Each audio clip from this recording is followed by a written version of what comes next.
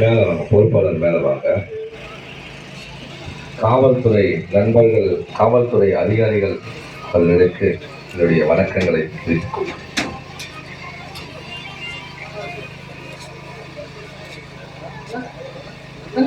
சொல்லலாம். வரேண்ணா. ஒரு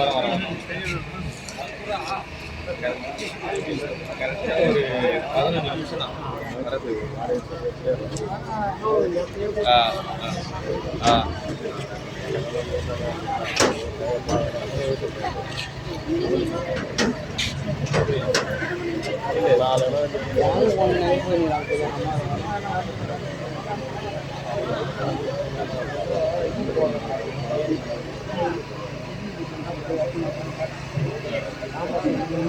தமிழக வெற்றி கழகத்தின் தலைவரும்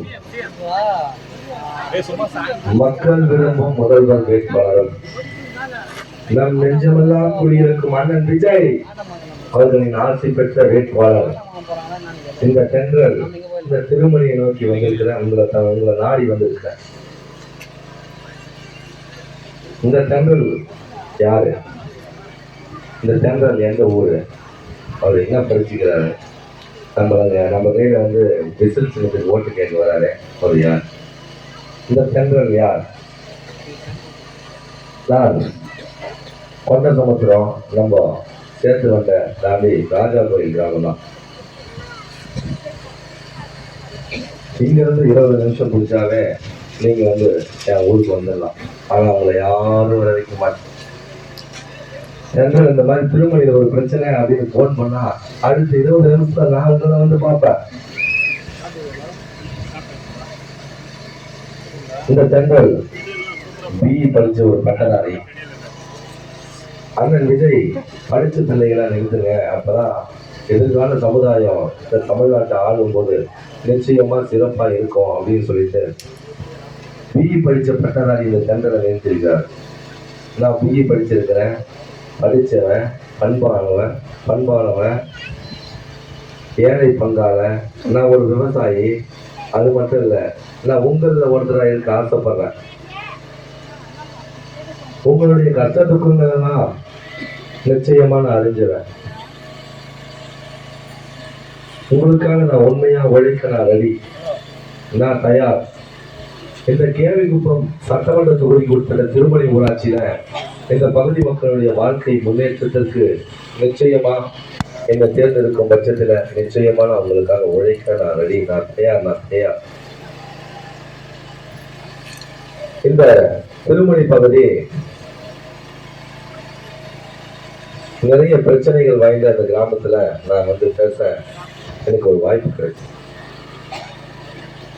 மழை வெள்ள காலங்கள்ல நம்ம வேலூர் வரைக்கும் போனோம் அப்படின்னா நமக்கு முறையான தரைப்பாலம் இல்லை.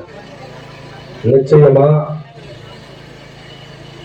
தரைப்பாலம் இந்த திமுக ஆட்சியில எங்கெல்லாம் மண் பாலம் இருக்குதோ அங்கெல்லாம் தரைப்பாலம் போடுறேன்னு சொல்லிட்டு பேனர் வச்சாங்க. தரைப்பாலம் போட்டதா சொன்னாங்க.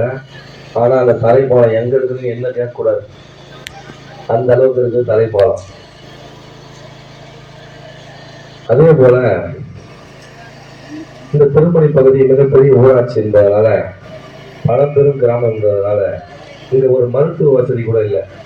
நான் வரும்போது திருமணி, அண்ணங்குடி மற்றும் சோழம்பூர் ஊராட்சிகளை இணைச்சு இந்த திருமணி பகுதியிலே ஆரம்ப சுகாதார நிலையத்தை நான் கண்டிப்பா கொண்டு வருவேன் என்ற வாக்குறுதியை நான் இங்க கொடுக்கிறேன்.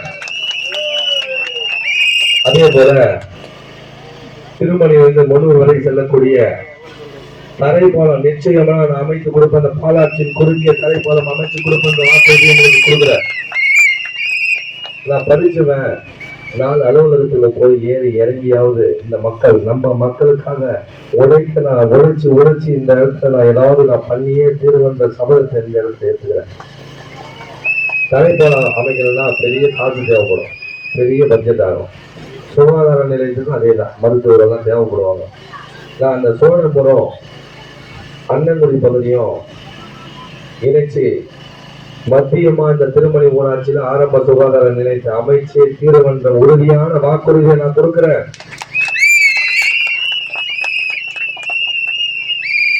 அதே போல இந்த கேவிகுப்பம் சட்டமன்ற தொகுதியில நான் ஒருத்தர் தான் இந்த ஊரை சார்ந்தவன்.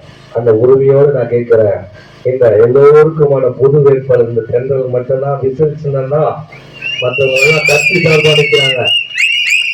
இந்த தென்றல் மற்றவங்க எல்லாரும் ஒரு கட்சி சார்பா நிற்கிறாங்க.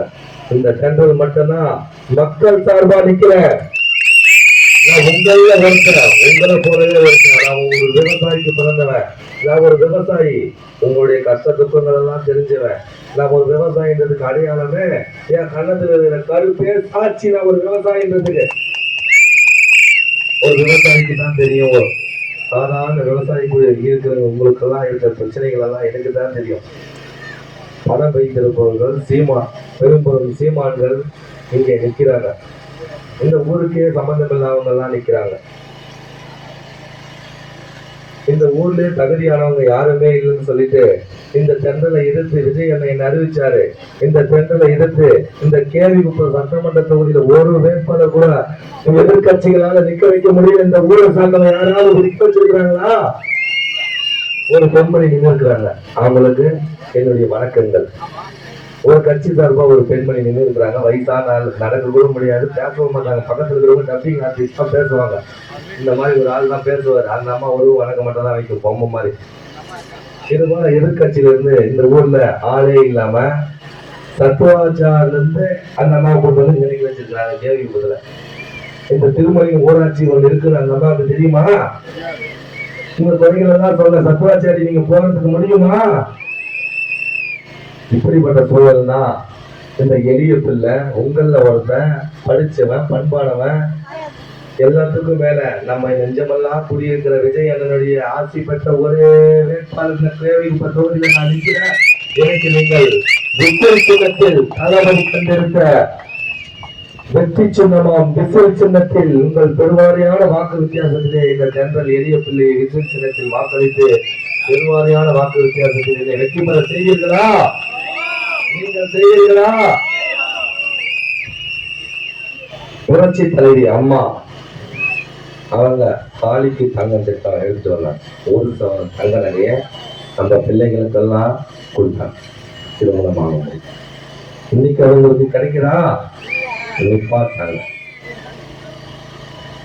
புரட்சி தலைவருக்கு அம்மாவுக்கு பிறகு நம்ம வெற்றி கழகத்துடைய தலைவர் நம் நெஞ்சமெல்லாம் குடியிருக்கக்கூடிய அண்ணன் விஜய் மட்டும்தான் நம்ம தங்கச்சிக்கு கல்யாணம் ஆச்சுன்னா 8 கிராம் தங்க 1 சவரன் நகைய போறோம்னு சொல்லி இருக்கிறாரு. அண்ணனா நம்ம தங்கச்சிங்கெல்லாம் அண்ணன் மீது அளவு பாசம் வச்சிருக்கிறாங்க. நம்ம தங்கச்சிங்க மட்டும்தான் வைக்கிறாங்களா? இந்த விஜய் அண்ணன் உங்க தமிழ்நாட்டுல இருக்கிற நம்ம தமிழ்நாட்டுல இருக்கிற எல்லா தங்கச்சியும் மேல பாசம் வச்சிருக்கிற அதுக்கு அடையாளமா தான் என் தங்கச்சிக்கு குழந்தை பிறந்தா தாய் மாமன் தங்கம்மா இந்த விஜய் தான் போறோம்னு சொல்லியிருக்கிறாரு. நிச்சயமா இந்த தாய் மாமன் தங்கம் முதல் நிகழ்ச்சியும் தேர்தல் அறிக்கையை நிச்சயமா நிறைவேற்றுவார் ஆட்சி அமைஞ்சவுடன். அதே போல இந்த திருமணி ஊராட்சியில எல்லாம் விவசாய பகுதி, எல்லாம் ஊரக பகுதி. இங்க எல்லாமே 100 நாள் வேலைக்கு போனேன். ஒரு நாளைக்கு 100 நாள் வேலையில போனா 230 ரூபா 250 ரூபாய் கிடைக்கும். அப்படி கிடைக்கும். ஒரு வாரம் வெம்பாடு வேகாத வெயில வெம்பாடுபட்டு அந்த 100 நாள் வேலையில ஏரி கரை தாங்கல் கண்மா கோலம் கொட்டை இதெல்லாம் தூர்வாரி நீர்நிலையை உயர்த்தி விவசாயத்தை பெருக்க மகாத்மா காந்தி 100 நாள் வேலை திட்டத்துல நீங்க எல்லாம் உழைக்கிறீங்களே, அந்த ஒரு வாரம் வேலை செய்யறீங்களே, உங்களுக்கு 1500 ரூபாய் கிடைக்குது, 1500 ரூபாய் கிடைக்குது. அப்படி கிடைக்கக்கூடிய தொகையில அம்மா சிலிண்டர் அப்படி இந்த பக்கம் ஒருத்தர் கூடுவார். அவரு அந்த 1500 ரூபாய் எடுத்து போயிடுவார். இப்படி 1500 சம்பாதிக்கிற காசெல்லாம் இப்படி செலவாகுது. நம்ம குடும்ப பெண்கள் என்ன பண்ணுவாங்க, நம்ம தாய்மார்கள் என்ன பண்ணுவாங்க, நம்ம தங்கச்சிகள்லாம் என்ன பண்ணுவாங்க, எப்படி குடும்ப நிர்வாகத்தை நடத்துவாங்க அப்படின்ற வலியையும் துன்பத்தையும் துயரத்தையும் குடும்ப நிர்வாகத்தை எப்படி நம்ம தங்கச்சியாக நடத்துவாங்கன்ற ஒரு பாதுகாப்பான ஒரு அக்கறை கொண்ட ஒரு அண்ணனா இருந்து ஆண்டு ஒன்றுக்கு 6 சிலிண்டர் கட்டணம் இல்லாமல் வாழ்ந்தோன்னு விஜய் என்ன சொல்லியிருக்காரு. கண்டிப்பாக நிறைவேற்றுவார். அதே போலதான் நானும் அண்ணனும் நானும் விஜய் அண்ணனும் தனியா சந்திக்கிற வாய்ப்பு கிடைச்சிச்சு. அவருடைய அலுவலகத்துல விஜய் அண்ணன் அலுவலகத்துல 10 நிமிஷம் நான் தனியா பேசினேன். அப்படி பேசும்போதுதான் என்னுடைய கேள்விக்குப்பம் சட்டமன்ற தொகுதி முழுக்க முழுக்க கிராமங்கள் சார்ந்த பகுதி. நம்ம லட்சையிலிருந்து வரனா கூட வந்து லைட் வெளிச்சம் கூட இல்லை. அது போன்ற ஒரு பகுதி தான் இந்த திருமணி பகுதி. இங்க நம்ம பெண்களுக்கு பாதுகாப்பு குறைவா இருக்குங்க. இது ரொம்ப கிராம பகுதியை கேள்விக்குப்பம் சட்டமன்ற தொகுதியில் இருக்கிற அனைத்து கிராமங்களும் நான் சொன்னேன். அதுக்கு அண்ணன் விஜய் சொன்னாரு, நம்ம பல்வேறு வாக்குறுதிகளை கொடுத்துருக்கோம், நிச்சயமா அதை நிறைவேற்றுவோம். ஆனா ஒருவேளை முடியாம கூட போலாம். ஆனா என் தங்கச்சிங்க கையில, எங்க தாய்மார்கள் கையில, என் தங்கச்சிங்க கையில ஊர் ஊராட்சி போய் சொல்லு தென்றல், எதை பண்றோமோ இல்லையோ பெண்கள் பாதுகாப்ப 100% உறுதிப்படுத்துவோம் சொல்லுங்க. இந்த விஜய் அந்த இருக்கிறேன்னு சொல்லுங்க அப்படின்னு போய் எங்க சொன்னாரு. ஆபீஸ்ல சொன்னாரு சென்னையில. நான் இந்த திருமணி பகுதி பெண்கள் கையில நான் சொல்லிட்டேன். நிச்சயமா 100% பாதுகாப்பு பெண்களுக்கு உறுதி பண்ணுவார். அதே போல வரும்போது இந்த மதில் சுவர்லாம் விளம்பரங்களை பார்த்தேன். எல்லாருமே அவங்க சின்னத்தை வரைஞ்சிருக்கிறாங்க. நம்மளால முடிஞ்ச அளவுக்கு நம்ம வரைஞ்சோம். அவங்க மிரட்டுறாங்க. 50 ஆண்டு காலம் மிகப்பெரிய பூதங்கள் அவங்க, அதனால மிரட்டுறாங்க. நம்மளால ஆட்களுக்கும் அதிகமா நிச்சயமா நம்மளால சுவர் விளம்பரங்கள்லாம் செஞ்சிருக்கிறோம். ஆனா அவங்க நினைச்சிட்டு இருக்கிறாங்க, எதிர்கட்சிக்காரங்க நினைச்சிட்டு இருக்காங்க, நாங்கெல்லாம் மதில் சுவர்ல வரைஞ்சிட்டு இருக்கிறேன் அப்படின்னு நினைச்சிட்டு இருக்கிறாங்க. ஆனா நம்ம விசில் சின்னம் எங்க வரையப்பட்டிருக்கு உங்களுக்கு யாருக்கோ தெரியுமா? நான் சொல்லட்டுமா? நான் தங்கச்சி அம்மா, நான் சொல்லட்டுமா? அந்த விசில் சின்னம் ஒவ்வொரு மனசுலயும் வரைஞ்சிருக்குது.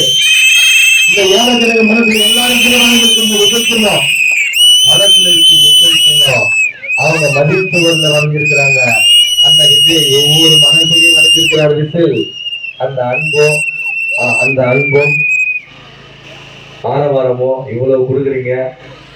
இந்த திருமணி மக்களை நான் என்னைக்கும் மறக்க மாட்டேன். நான் உங்களுக்காக உழைக்க நான் தயார். நிச்சயமா உங்களோடு நான் இருப்பேன். ஒருத்தரா நான் இருப்பேன். நான் சொல்லிட்டு தளபதி கண்டிருக்க வெற்றி சின்னமா விசில் சின்னத்திலே இந்த தங்களை விசில் சின்னத்தில் பெருவாரியான வாக்கு செய்யுமாறு அன்போடு கேட்டுக் கொள்கிறோம். எலெக்ஷன் எல்லாம் முடிஞ்சு திருமணி வாக்குப்பட்டியை உடைப்பாங்க. அந்த திருமணி வாக்குப்பட்டியை பிரிச்சு பார்க்கும்போது அண்ணன் விஜய் அவர்கள் முன்னிறுத்திய இந்த தென்றல் விசில் சின்னத்தில் வெற்றி வெற்றி வெற்றி என்ற வரலாற்றை நீங்கள் கேட்பீர்களா? உங்களுடைய பெரும் ஆரவாரத்தையும் அன்பையும் இந்த எளிய பிள்ளை இந்த தென்றல் என்ன பேசுறான்னு நீங்க எல்லாம் கேட்கறதுக்கு என்று உங்களை விட்டு பெரிய எனக்கு மனசே இல்லை. உங்க மீது அவ்வளவு அன்பு கொடுத்த உங்க அன்புக்கு பாத்திரமாகவும், அதே போல இந்த ஊர் பெரியவர்கள் இருக்கிறாங்க. இந்த ஊர் பெரியவர்களுக்கும் என் சிறந்தாழ்ந்த வணக்கங்களை தெரிவித்துக் கொண்டு விசில் சின்னத்திலே நீங்கள் பெருவாரியான வாக்கு வித்தியாசத்திலே வெற்றி பெற செய்யுமாறு கேட்டுக்கொண்டு